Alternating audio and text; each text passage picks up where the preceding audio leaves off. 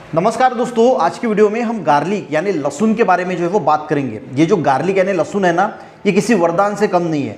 क्यों नहीं है? इतने सारे बेनिफिट्स है कि आपने कभी सोचा भी नहीं होगा। देखिए, लहसुन की अगर हम बात करें ना, तो आज के टाइम में बहुत सारे लोग जब भी बोलते हैं तो बोलते हैं कि यार मुझे बीपी की शिकायत है, या फिर डायबिटीज़ है, या फिर मेरा कोलेस्ट्रॉल बढ़ा हुआ है, ट्राइग्लिसराइड बढ़ा हुआ है, हार्ट में आर्टरीज के अंदर ब्लॉकेज है। ये जनरल जो है वो चीज़ें देखने को मिलती है।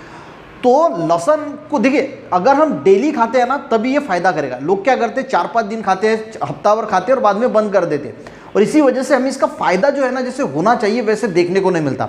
आप अगर आदत लगा लेते हैं कि सवेरे उठने के बाद 2 कच्ची जो लहसुन की कलियां होती है वो कच्ची खा लीजिए और उसमें आधा ग्लास जो है वो गुनगुना पानी पी लीजिए, तो आपको इतने सारे बेनिफिट्स हो गए। सबसे पहले तो जो ट्राइग्लिसराइड होता है और जो बुरा वाला कोलेस्ट्रॉल जिसको हम एलडीएल बोलते हैं, उसको ये कम करता है। और एचडीएल कोलेस्ट्रॉल जो होता है, जो अच्छा वाला बोला जाता है, हाई डेंसिटी लिपोप्रोटीन, उसको बढ़ाता है। अब देखिए, ये जो एचडीएल कोलेस्ट्रॉल होता है ना, ये देखिए जो बुरा वाला कोलेस्ट्रॉल होता है ना, वो और ट्राइग्लिसराइड मिलके हार्ट की आर्टरीज में ब्लॉकेज बनाने का काम करता है। और जो एचडीएल यानी हाई डेंसिटी लिपोप्रोटीन जो होता है, यानी अच्छा वाला कोलेस्ट्रॉल क्या होता है, ये जो ब्लॉकेज बनी है उसको साफ करने का काम करता है। तो आपका जो एचडीएल कोलेस्ट्रॉल है वो ज़्यादा होना चाहिए, तो ये उसको बढ़ाने के लिए बहुत मदद करता है। तो हार्ट के आर्टरीज में ब्लॉकेज ही नहीं बनने देता लहसुन, यानी जो ट्राइग्लिसराइड कोलेस्ट्रॉल बुरा वाला कोलेस्ट्रॉल है उसको कम करेगा, और जो ब्लॉकेज को निकालने वाला कोलेस्ट्रॉल है एचडीएल हाई डेंसिटी लिपोप्रोटीन, उसको बढ़ाएगा। तो आपके हार्ट की आर्टरीज भी अच्छी रहेगी, और आपका हार्ट जो है यानी कार्डियोवास्कुलर, इसको जो है वो बहुत ज़्यादा बेनिफिट्स माना जाता है। कार्डियोवास्कुलर यानी जो हार्ट रिलेटेड जितनी भी चीज़ें हैं ना, उसको बहुत ही अच्छा लहसुन माना जाता है। दूसरा, जिन लोगों को हाई बीपी की शिकायत है, तो ये ब्लड वेसल की जो आर्टरीज है, इसकी जो इलास्टिसिटी है उसको मेंटेन करता है, और उसकी वजह से जिन लोगों को हाई बीपी की शिकायत है वो कम होता है। देखिए, लहसुन में एक कंपाउंड होता है एलिसिन नाम का, और उसकी वजह से ये सारे बेनिफिट जो हमें देखने को मिलते हैं। तीसरा, अगर हम बात करें तो डाइजेशन जिन लोगों का खराब है, ये डाइजेशन में भी बहुत अच्छा काम करता है। जिन लोगों को कॉन्स्टिपेशन है, गैस है, खट्टी डकारें आती है, इसमें भी लहसुन जो है वो बहुत ही बढ़िया जो है वो काम करता है। उसी के साथ जिन लोगों को डायबिटीज़ है, क्योंकि इसमें सल्फर कंपाउंड होता है और उसकी वजह से ये इंसुलिन की जो रेजिस्टेंस है इंसुलिन का, उसको कम कर देता है। तो जो लोगों को डायबिटीज़ है उनको भी बहुत बढ़िया फायदा करता है ब्लड शुगर मेंटेन रखने के लिए। उसी के साथ इसमें डिटॉक्सिफाई करने की प्रॉपर्टीज होती है, यानी ब्लड को भी प्यूरिफाई करता है, और जितने भी टॉक्सिन्स हमारे बॉडी में है उसको स्टूल के द्वारा, यूरिन के द्वारा या फिर पसीने के द्वारा जो है वो बाहर निकाल देता है।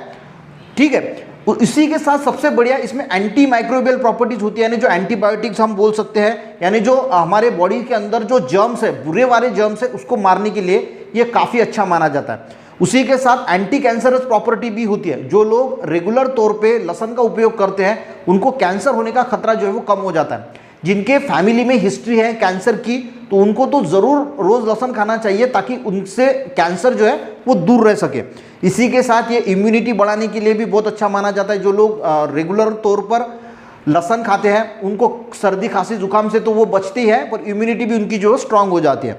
इसी के साथ इसमें एंटी एजिंग प्रॉपर्टी होती है, यानी लंबे समय तक जवान दिखने के लिए भी लहसुन का बहुत अच्छा उपयोग माना जाता है। इसी के साथ इसमें एंटी इन्फ्लामेटरी प्रॉपर्टीज भी होती है, अगर बॉडी पे कहीं सूजन वगैरह है उसको भी कम करता है। देखिए, होम्योपैथी में भी इसका यूज़ किया जाता है। होम्योपैथी जो दवाई होती है ना, उसमें एलियम सटाइवम नाम की एक मेडिसिन आती है जो लहसुन से बनाई जाती है, तो इसका जो है वो होम्योपैथी में भी यूज़ किया जाता है। इसकी अगर हम बात करें तो इसमें मैग्नीशियम है, विटामिन बी है, सी है, सेलेनियम है, आयरन है, जिंक है, कैल्शियम है, और बहुत सारे जो विटामिन मिनरल जो है उसमें प्रेजेंट है। अब देखिए, एक बात, जो मेल्स होते हैं इनको बहुत सारी मेल्स में इनफर्टिलिटी की समस्या का सामना करना पड़ता है, यानी बहुत सारे लोगों को प्री मैच्योर इजैकुलेशन होता है, इरेक्टाइल डिस्फंक्शन होता है, तो उसकी वजह से बहुत बार जो लोग परेशान होते हैं।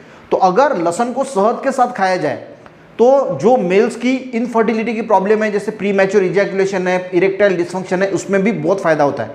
शहद के साथ नहीं खा सकते, डायरेक्टली भी अगर खाते हैं, जो लोग डायरेक्टली भी यानी रोज लहसुन खाते हैं, उनमें जो है वो उन मेंस में जो सेक्सुअल हेल्थ है वो भी बेटर होने के लिए बहुत मदद होती है।